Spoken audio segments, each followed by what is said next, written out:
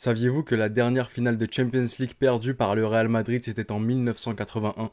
Saviez-vous que la dernière finale perdue par le Real Madrid en 1981, c'était à Paris, non pas au Stade de France comme le 28 mai prochain, mais au Parc des Princes, mais à Paris tout de même?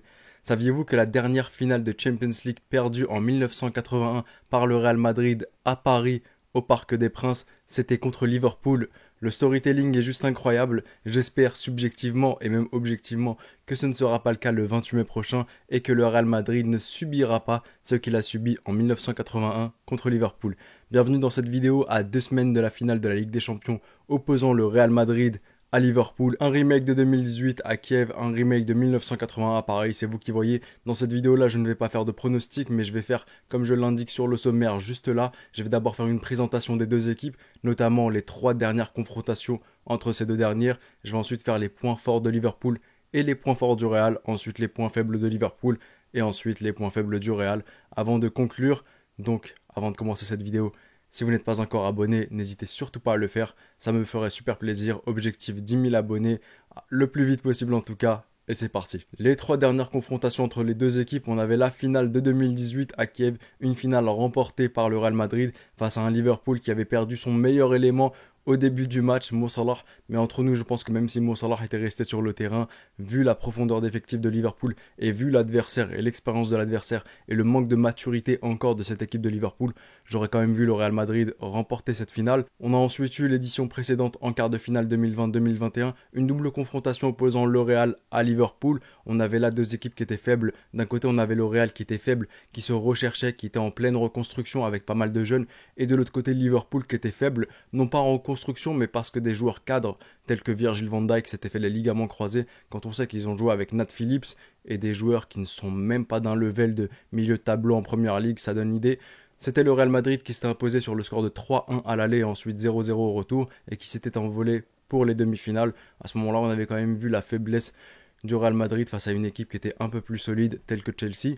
Et aujourd'hui, quels sont les points forts? Quels sont les points faibles de ces deux équipes? Et est-ce que cette finale sera comme celle de 2018 où le Real avait pris l'ascendant psychologique mais aussi l'ascendant sur le terrain? C'est ce que l'on va voir de suite. Les points forts maintenant, commençons avec ceux de Liverpool. On a au poste de gardien Alisson Becker, un gardien de classe mondiale.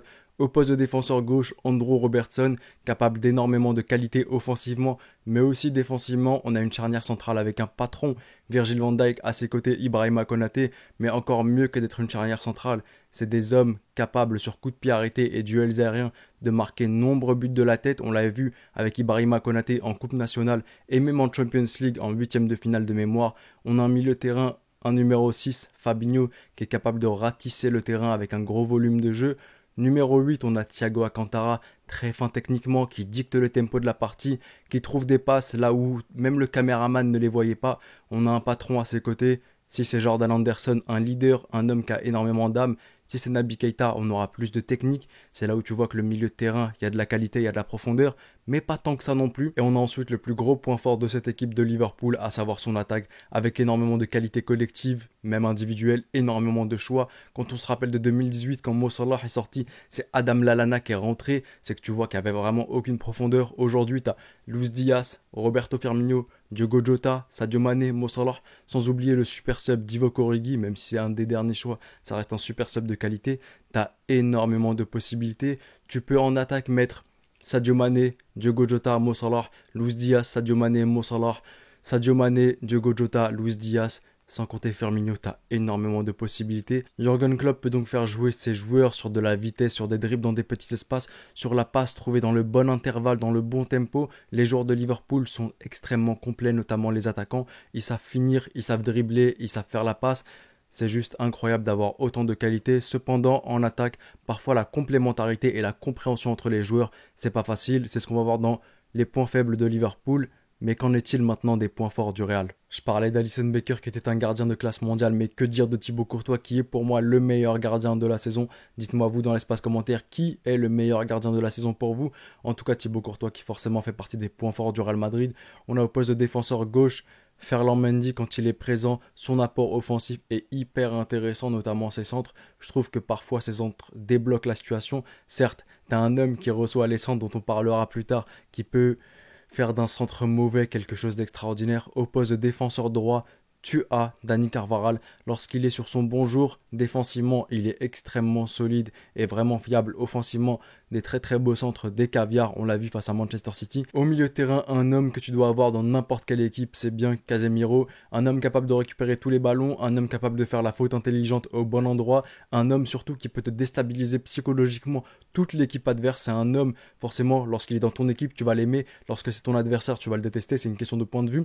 Mais Casemiro juste incroyable, surtout que je pense qu'il y aura de la tension durant ce match, il va réussir à faire sortir certains joueurs de leur match, il va les provoquer, sortir des mots comme à l'épaule, enfin à l'oreille de quelqu'un, enfin j'ai dit à l'épaule, lapsus révélateur, je vais te briser ton épaule comme en 2018 si tu continues à faire le fou, ça peut être des mots dits comme ça qui peuvent sortir un homme psychologiquement de son match, ça fait partie du jeu, c'est du vice, et c'est là où Casemiro sera hyper intéressant.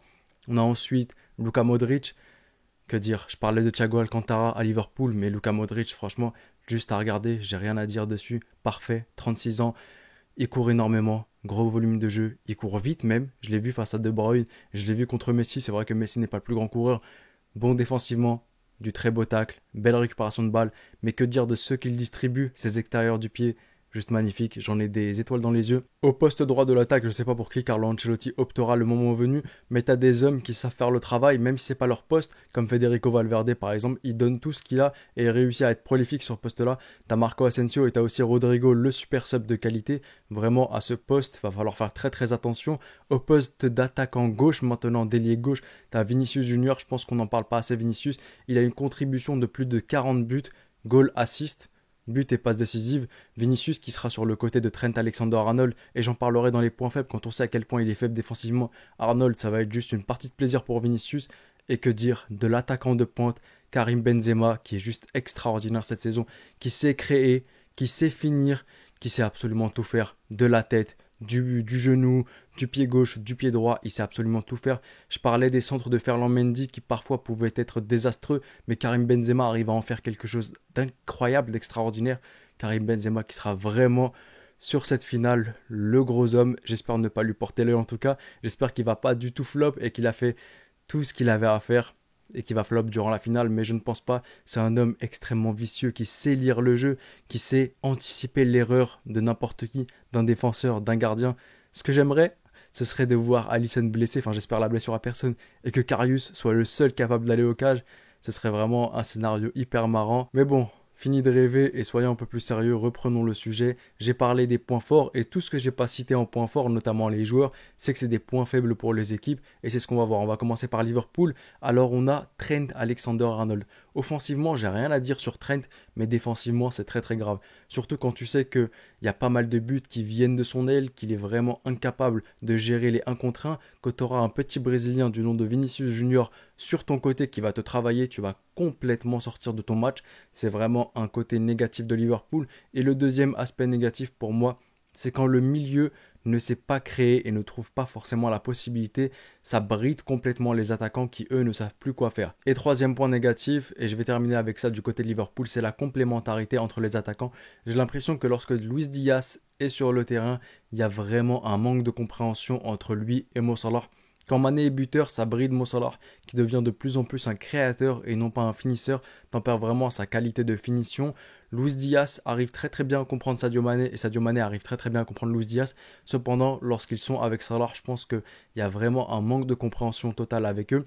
Lorsque c'est Jota ou bien Firmino, alors à ce moment-là, ils arrivent à comprendre tout le monde. Lorsque par exemple on a Mané, Jota, Salah, il y a plus de compréhension dans le jeu. Ou par exemple Mané, Firmino, Salah, il y a plus de compréhension. Cependant, lorsque Luis Diaz est là, je trouve que de par le fait qu'il soit nouveau, et ça on lui en veut pas, mais il arrive vraiment pas à très très bien comprendre ses coéquipiers. Individuellement, il est juste incroyable. Il peut créer la différence très très aisément, mais collectivement maintenant, je pense qu'il y a des trucs sur lesquels Jürgen Klopp va devoir travailler pour les prochains matchs, de sorte à ce qu'il puisse arriver avec une meilleure complémentarité entre ses attaquants le 28 mai prochain.